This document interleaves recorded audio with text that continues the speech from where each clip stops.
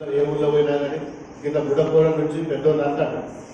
మాకు తెలియ ఏ business man నాకు తెలిసిన వాళ్ళు కొంచెం ఫ్యాక్టరీ దగ్గర ఆడడం ఉద్యోగస్తులు అన్న ఏమైనా మార్గదర్శకులు రాలేదు. ఎందుకు అంటే ఈ గవర్నమెంట్ వశపొందలేదు, దగ్గర పడగొట్టలేదు, దండం పెట్టడం, పైసలు ఇస్తాం, మీకు వస్తూ పైసలు ఇస్తాం కొనుండి అవసరం అప్పుడు ఎమ్మెల్యేలు.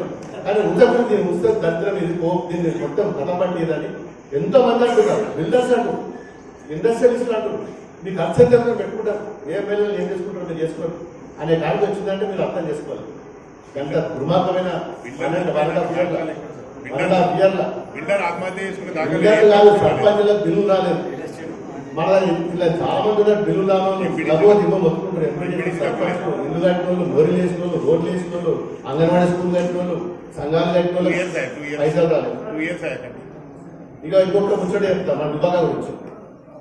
దుబ్బాక మరొక విషయం మాట్లాడినా. దుబ్బాక నిజంగా చెప్పాలంటే మన తెలంగాణలో 10 ఉమ్మడి జిల్లాలలో కూడా ఇంత అభిమానంగా ఏది లేదు.